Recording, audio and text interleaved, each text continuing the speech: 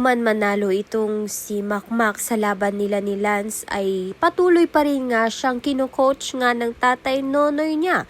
Subalit ito ngang si Makmak ay iba na nga ang magiging coach niya at nahihirapan nga siyang kumuha ng tiyempo na sabihin nga kay Nonoy na si Kaloy na nga ang bagong magiging coach niya sa bagong ngang boxing career nga nito ni Makmak. Samantalang nag-uusap nga itong si Nonoy at si Domeng dahil nga ipagpapatuloy nga ni Nonoy ang pagiging coach niya nga dito kay Makmak.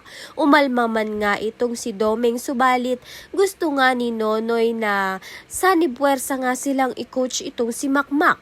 Lingid nga sa kanilang kaalaman ay nagkaroon na nga ng pag-uusap ito ngang si Nadia at si Kaloy. Nagkaroon nga sila ng kasunduan na si Kaloy na nga ang magiging bagong coach ni Makmak.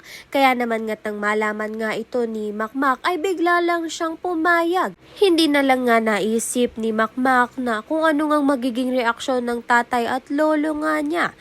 Dahil nga nagtiwala nga siya dito kay Kaloy at sa kagustuhan nga ng ina nga niyang si Nadia. Kaya naman nga't yan at iba pa ang dapat nating pakaabangan. Maraming salamat sa iyong panonood.